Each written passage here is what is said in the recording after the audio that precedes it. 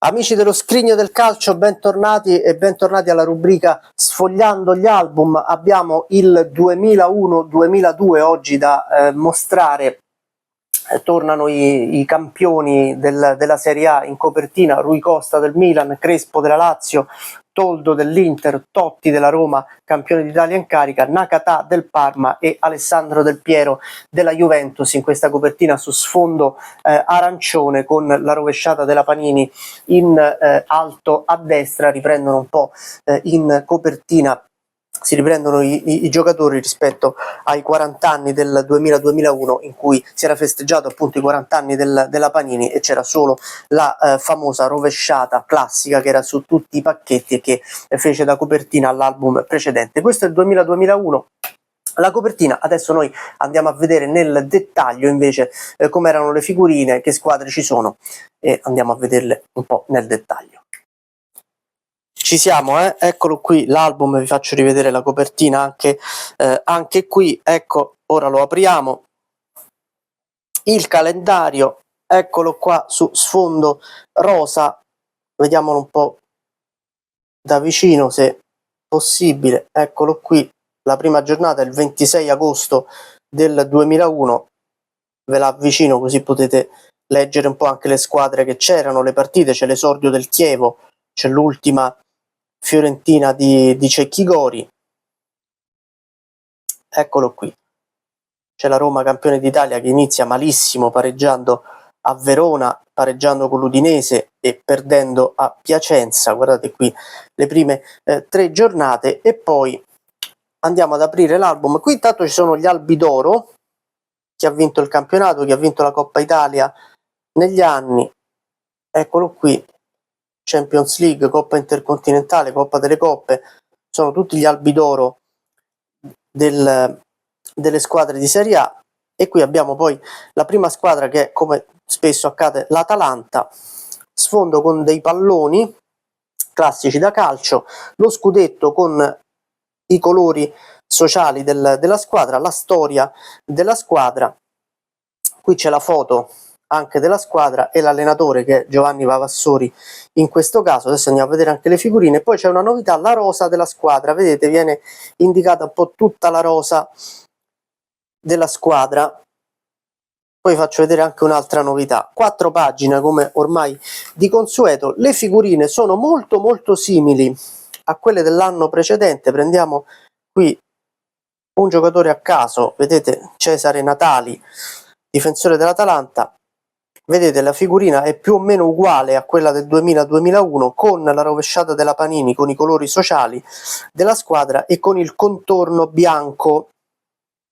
Figurina classica, semplice, contorno bianco non colorato. E poi c'è la storia del giocatore, prendiamone un altro, questo è Luigi Sala, eccolo qui, con la sua carriera e il numero 26 che è il numero di maglia, così si potevano anche identificare meglio i giocatori.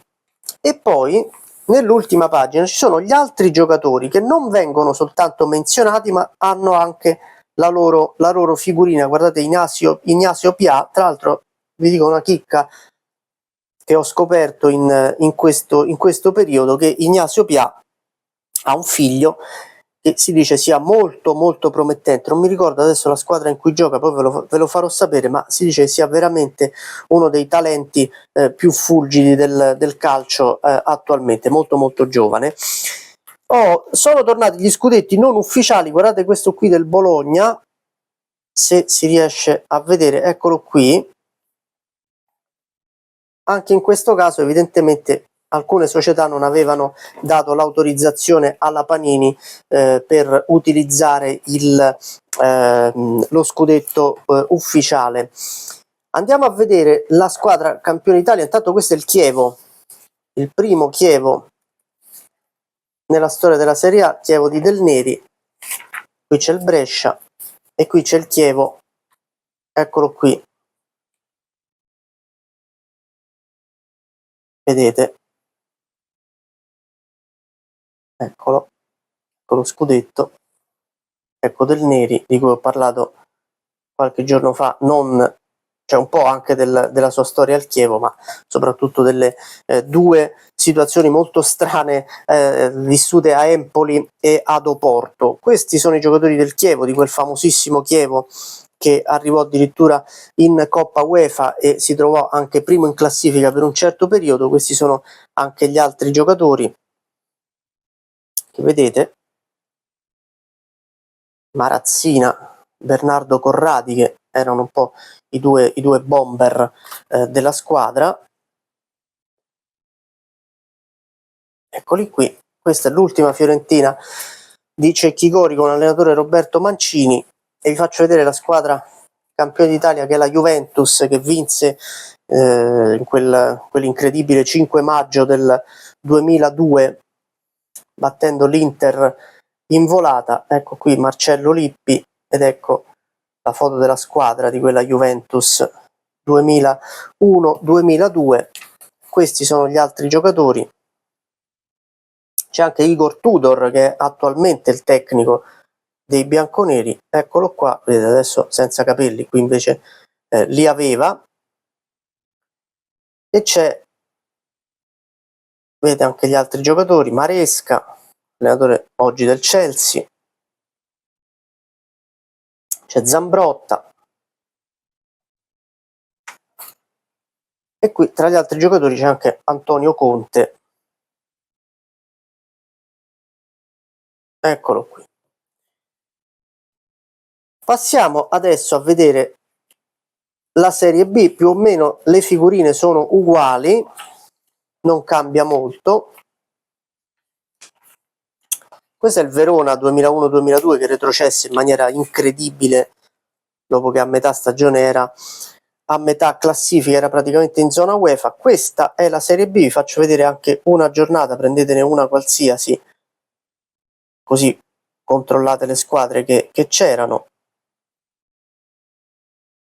Eccolo qui, vedo un Genoa Como che oggi si gioca in Serie A, una pagina per squadra, uguali alla Serie A, ovviamente più piccole le figurine. Questo è lo scudetto, vi prendo l'Ancona che è la prima squadra, foto della squadra, altri giocatori in evidenza,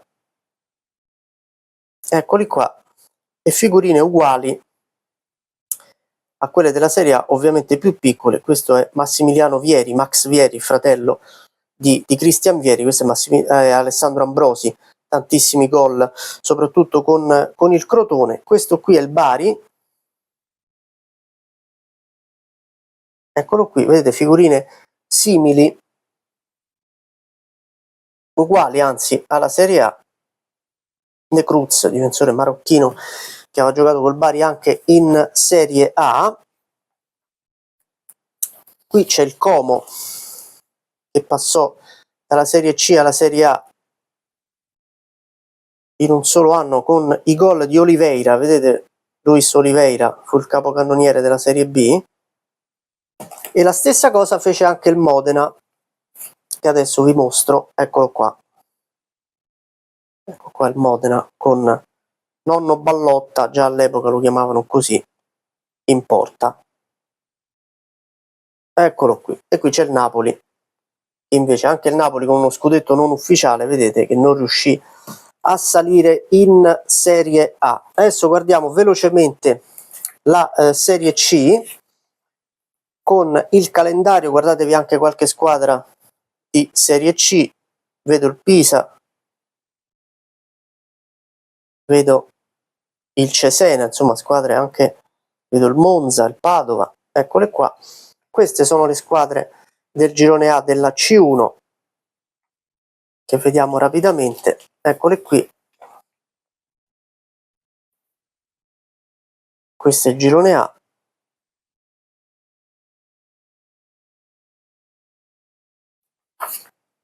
Eccolo qui le altre squadre, c'è lo Spezia anche. E questo è il girone B, guardatevi anche qui una giornata.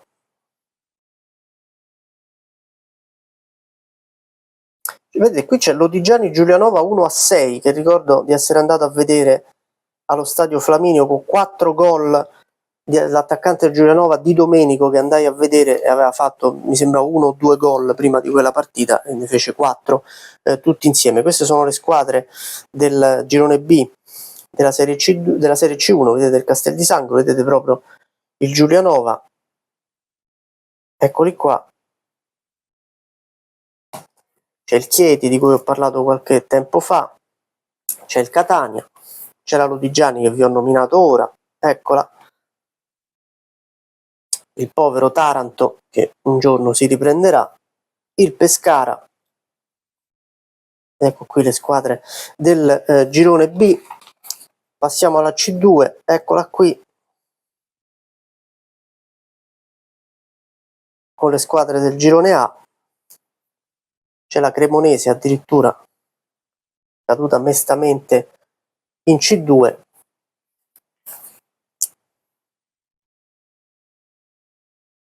Questo è il girone B.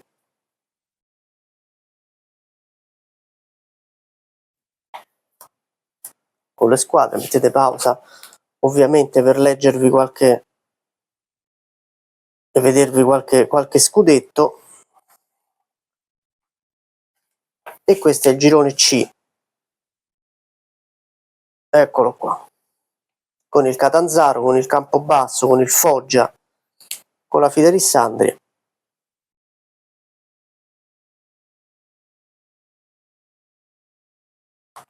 Eccole qui.